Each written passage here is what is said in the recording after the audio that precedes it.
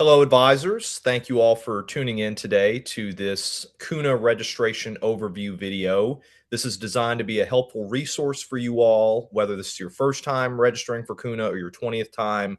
We sometimes have changes year to year, and we just want to make sure that all of our advisors feel comfortable with the process. My name is Tristan Black. I'm the West Region Director of Program Outreach, otherwise known as a DPO. I'm joined here by three of my illustrious colleagues. Nick is our East Region Director of Program Outreach. Haven is our North Region Director of Program Outreach. And Miss Allie Smith is our wonderful tech guru. So if you have any technical difficulties, issues accessing the portal, or general registration questions, feel free to reach out to any of us, but especially Allie on the tech front. We're all happy to help you. So like I said, this video is meant to be a general overview. We're going to give you a step-by-step guide through how to complete KUNA registration, assign students to special program roles, and also get their rooming figured out. So we're going to try and make this sort of a easy to follow breakdown and make it as easy as possible for you guys to get your KUNA registration done. So we appreciate you all bearing with us. First off, I'm going to kick it over to Allie to discuss accessing the KYYMCA portal, which is a very important first step as you complete your registration. Allie, please. Wonderful. Thank you, Tristan. Hi, everybody.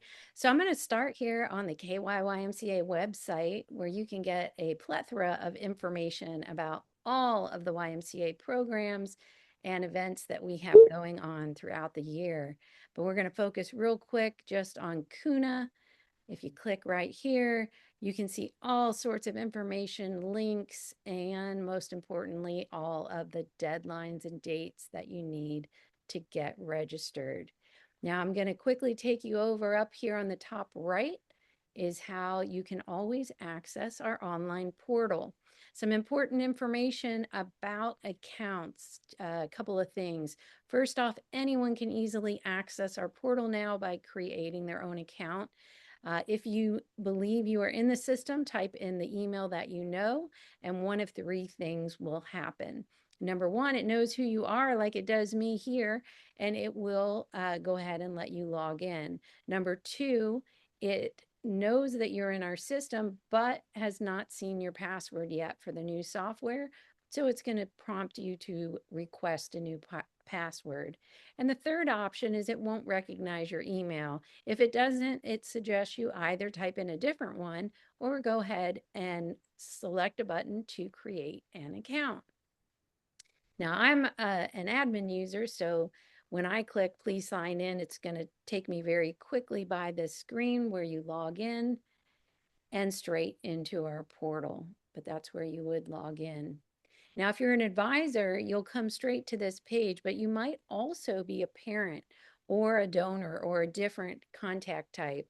If that's the case, you can come up here to the left where it says viewing as and select a different type. For instance, if you're a parent, it'll switch you here, and then you can manage your own child's forms.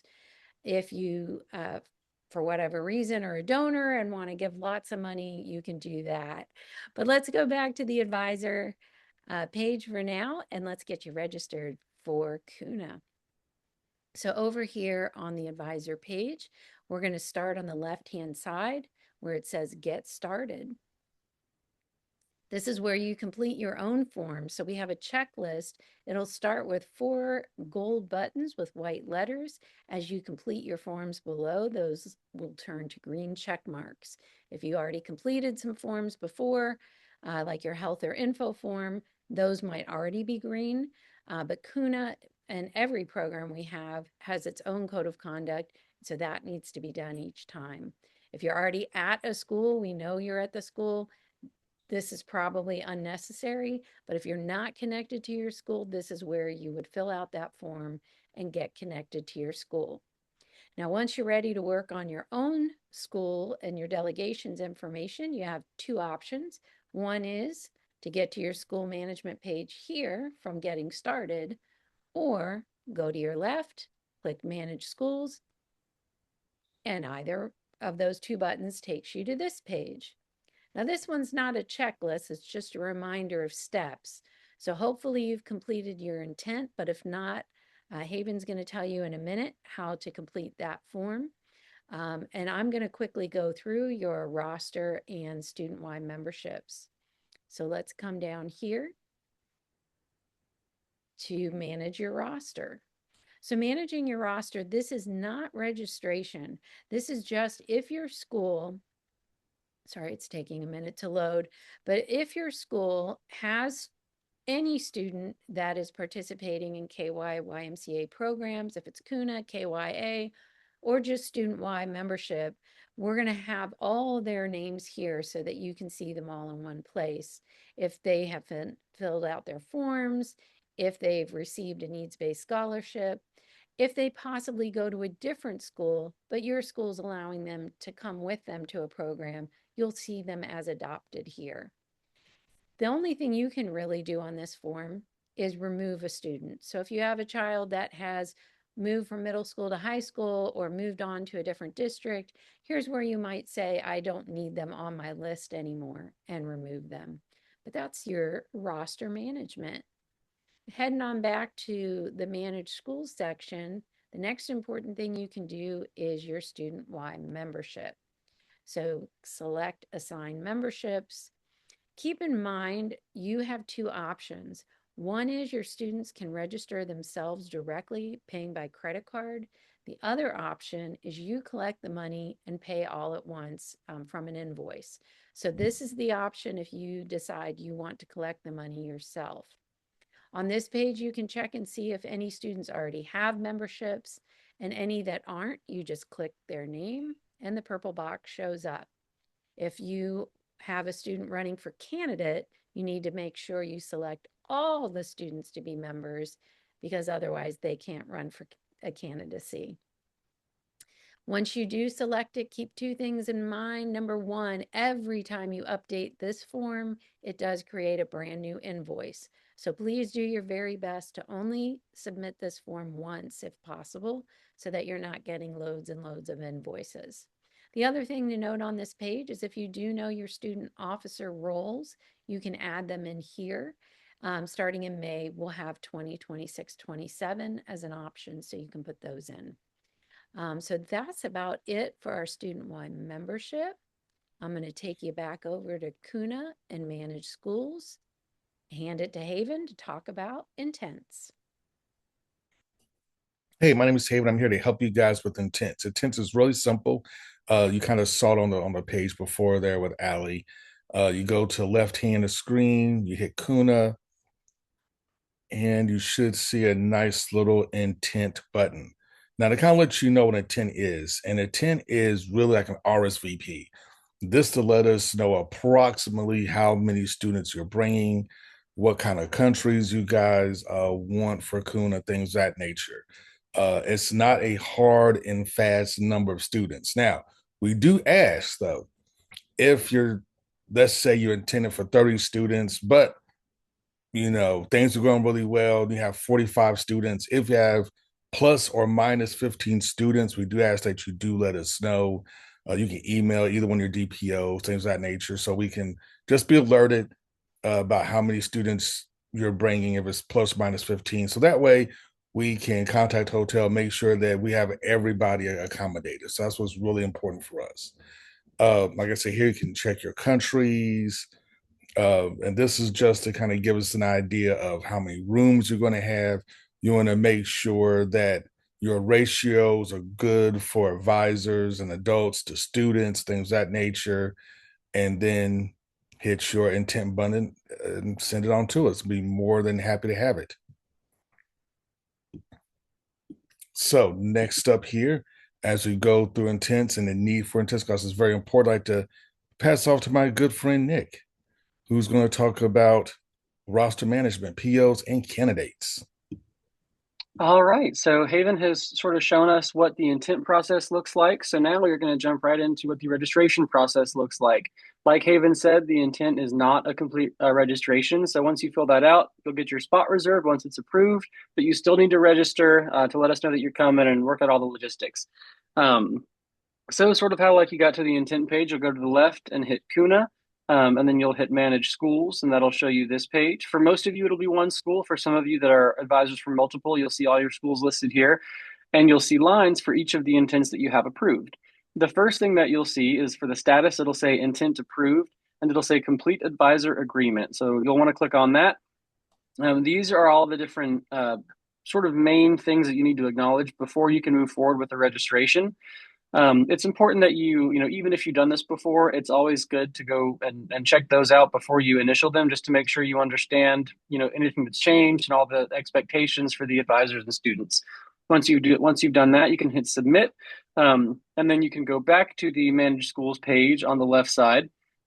And now you will see that next to the intent that you have, it'll say complete registration. So that'll be open to you once you complete the advisor agreements. When you click on that, you'll see your roster. This is sort of the starting point for your registration. This is where you'll see all the students that are affiliated with your school from their info form, and you'll be able to select which students and adults you want to have attend the conference. Now you'll also see these green check marks. This shows you which forms have been done. Now, for a student or adult to be selectable on registration, they have to have completed their info form, health form, and code of conduct. Now, if they attended KYA this past fall, their info form and health form should already be completed. They'll just have to complete the code of conduct, which is different for every conference, like Ali said. If they are a brand new student, or if they did not attend KYA this past fall, they will need to go in and complete the info form and health form along with the code of conduct. And like I said, that's also true for adults. Any other advisors or chaperones that are listed on your registration also have to have those forms filled out. I always highly encourage advisors to have a deadline of a week or two in advance before the registration deadline for students or their parents to have all those forms completed, because you never want to be in a situation where you get to the night that registration is due and open this up and see, you got 30 students you got to track down, because that could be a bit of a headache. I'll also remind you all that if you do have a candidate for presiding officer, you want to make sure that the students that you're selecting as attending are student-wide members, because if you select anyone who is not a student-wide member to be attending, you won't be able to have that candidate run. So make sure you get all that worked out as well. Once you've done so, you'll hit save and continue to move to the next page. An important note about that, for every time you edit one of these pages, you want to hit save and continue, because when you're on the page, you can make as many edits and changes as you want, but it won't be saved and updated in our system until you hit the save button. So you can go between those tabs as much as you please, but just make sure that you're saving every time you make changes so that those changes are recorded. So starting out with officers, this is for for example, if you had a student be elected as a secretary general last year and they're going to come and be a secretary general this year, they should be on this list as a presiding officer, and their name and role should be listed. If your student applied to be in a special program role and they were awarded that position, they should also be listed on here. So any students that you have that are POs or SOs should be here. If you don't have any students that are fulfilling those roles, that's totally fine. You can just check the box that you reviewed it and move to the next page. The next page is going to be candidates. All the requirements for that are listed here, along with a link to the website that talks about those candidate requirements. It's optional to fulfill this role. If you would like to do so, you can check that box. You'll get a drop-down menu that has any eligible student names in that menu, and then you can hit save and continue to the next page. Up next, you have special programs. So for some of these programs, such as Media Corps and NGO, chair, doorkeeper, conference life, these are opened to any students of certain ages. So every school can bring a media delegate, every school can bring an NGO. Those are available to anybody. If you would like to fulfill one of those roles, you can say yes. You'll get a drop-down menu with names of eligible students. So for example, anyone in high school can be a Media Corps delegate, but if you're in middle school, it's just 8th grade. So only students that meet those requirements will appear in those drop-down menus. Now, some of these special program opportunities, such as International Court of Justice and Security Council, those options will only appear on this page if your school requested that on the intent and were approved. So if you don't see that option on there, that would be why. If you do want to bring your ICJ team, for example, after you've been approved for it, you can hit yes and you can put those names in. If you change your mind, you can always just say no. If you can let us know that you're not going to bring the team, that would be great, so we can go ahead and get that spot to the next student that's available. But for all of these, you can say yes or no as to whether you're bringing them, and then move to the next page. All of these are optional. So if you're, for the first time advisors out there, if you're seeing this and thinking, what on earth is this? That's totally okay. You can say no to these things and move to the next page, and there's no penalty to any of that. Up next, you have the country assignments. Now, this is very important, and we put this in red text because you need to make sure to assign every student a role. So if you already assigned someone to be a media delegate, you don't have to worry about them getting a country assignment because they're media delegates. They're just representing the media corps. But for every student who has not already been assigned the role on the former page, for every single student that you see on this list, you need to assign them a country. Now, many of you will have one country, some of you will have multiple countries. You should see all of them in that drop-down menu. If you don't for some reason, just reach out to your DPO or Anna Marie and let us know, and we'll see if we can get that fixed for you. But you can go through, just make sure that you select a country for every student. That way their name tag will be correct, the resolution book will be correct. You just want to make sure you don't miss anybody. So once you've added every person to a country, you can hit save and continue to the next page. Now, for every country that has ambassadors, you can add resolutions and sponsors on this next page. So, for example, if you were going to represent Afghanistan, you'll see this box that says, "Are you bringing a resolution?" If you would like to, you need to check that box. You can add the title, the resolution sponsors titles, up to 4 of them, and the text of the resolution. If you don't check this box and add all this info, we will not get your resolution in the book. So make sure that you have the final version of that resolution ready to go at this stage of registration. Once you submit the registration, that's what we're going to put in the resolution book. So, try to have that final version at the time that you submit it. If you submit it before the deadline, you can go back and make some changes, but, try to have that done as soon as possible. There is a character limit so that everything fits on one page. So make sure you check that limit and have your students work on that as they draft their resolution. It's not a word limit, it's a character limit. So make sure that they're aware of that. And then make sure that once you submit all the information for your resolution, you hit submit and then hit save and continue. That will ensure that everything is right in our system. Once you've done so, there will be an option to hit view resolution. You can click on it. It'll pop open a new window. You can look at the entire resolution and make sure it's exactly what you want it to be. If you do have any questions or concerns with any of that, you can always just let me know. But that's one of the good things to keep in mind for KUNA prep. The final draft of that resolution has to be ready with registration because that's what's going to go in the book. Now, that is pretty much everything that I had to talk about that I wanted to go through. So I will pass it over to Tristan to talk about World Expo, country representation, and then the last couple of things for registration. Appreciate that, Nick. Like he said, I'm going to be discussing the 3 different avenues that students have to represent their country and their culture. So I'll start sort of in rough order with Parade of Nations. Think of the Parade of Nations as the KUNA equivalent of the opening ceremony at the Olympics, where each country walks out with their flag. Students are typically dressed in cultural attire from their country, and they also have the option of carrying a country sign. This is, again, optional, but it might be something that displays the country's coat of arms or a sort of icon or symbol of the country. Anything to sort of rally, energy and show what their country's culture and traditions are about. This is intended to be an opportunity for each country to introduce themselves to the General Assembly. For some countries, students are very familiar with them: France, the UK, Russia, China. But there are other smaller countries that people might have never heard about. So the Parade of Nations is an opportunity for each country to be represented equally on the world stage, or at least the world stage of KUNA. An important note before you go out and buy a flag for Sri Lanka or Monaco or whatever country you're representing, we'd recommend that you guys reach out to us and ask if we already have your country's flag. We've been doing KUNA for so long that chances are a school in the past has represented that country and donated it to the Y. So we have a flag bank of probably close to 100 different countries' flags. And so if you're curious about, hey, do I need to buy a flag? This is something to save costs. Feel free to reach out to us, and we might be able to give you guys one free of cost. Moving on from Parade of Nations is the World Expo. So World Expo is an optional tabling event that also takes place on the first night of KUNA, where each country can display items that represent their country's culture, history, or traditions.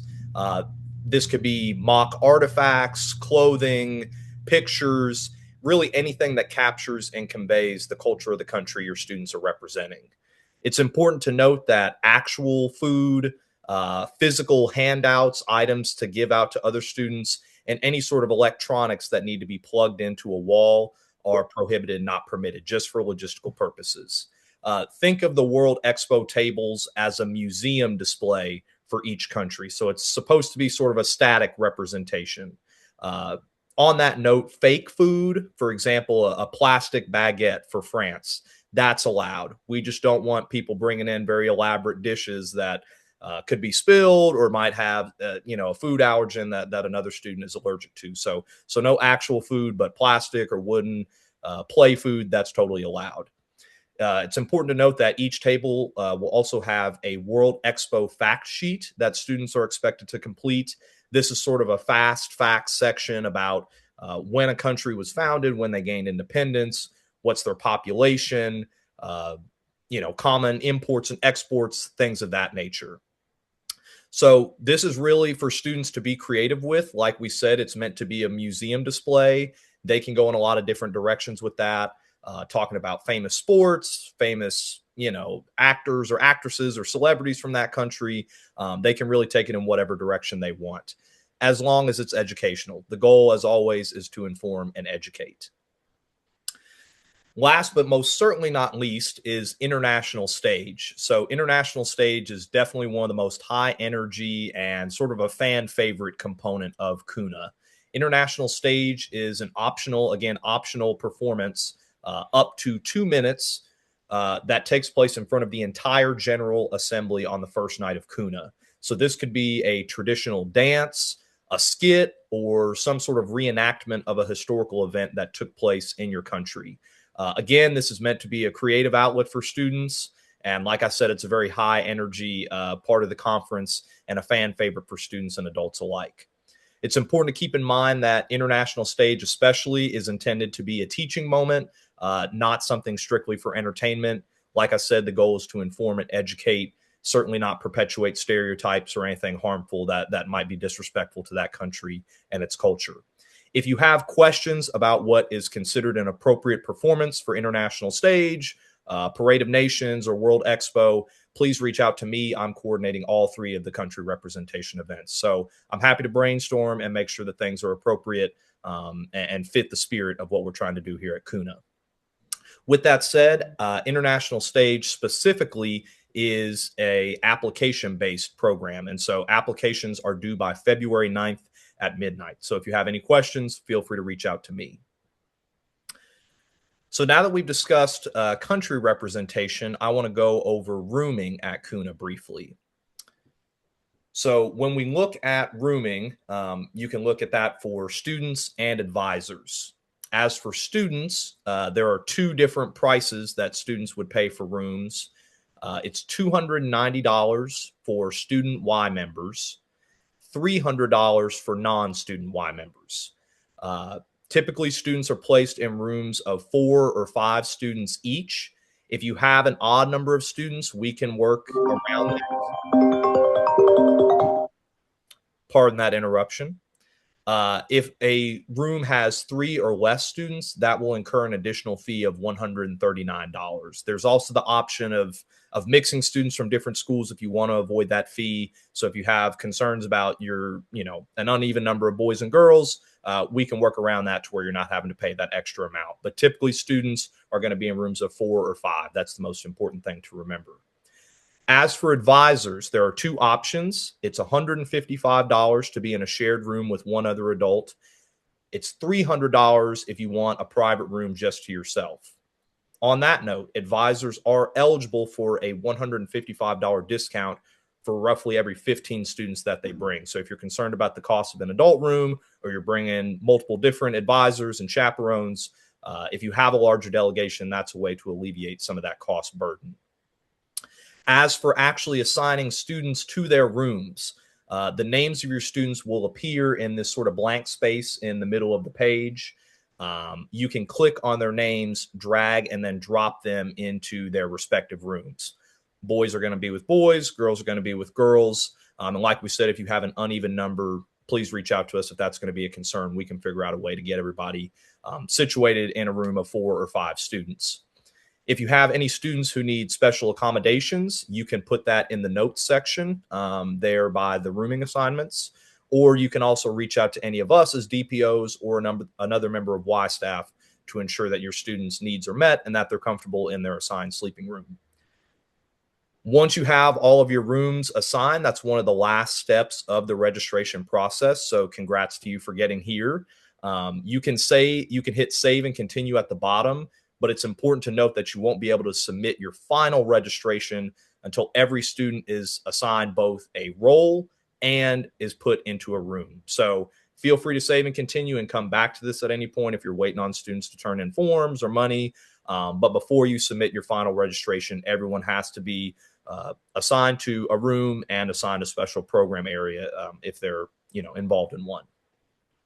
With that, I think I'm going to pass it back over to Allie to discuss the sort of final submission process and invoicing. All righty. So as Tristan said, back here on the rooming page, and I think I was showing that as I was going around, if you do not click anything in one of the boxes, when you go to hit save and continue, you'll get an error message, and then that box will be red, so you can go back in and finish those. So hopefully that will avoid things not getting entered. When you finally, if you hit save and continue, it'll take you to this line here that says data has been saved but not submitted. This is a great time to do three things. Check that every student is assigned to a role and to the correct role. Once you've submitted your application, it is near impossible to get these things changed. Did your resolution save properly? I think we saw right as I was doing this, they don't always save properly. So if that should happen, you can send your resolution to the DPO or to myself before you submit final registration, and we will get them loaded on the back end. Finally, double check that you have the room settings correct. If you put them on private, you will be charged extra fees. So if you do not want them on private, if you don't want those extra fees, make sure you've selected shared.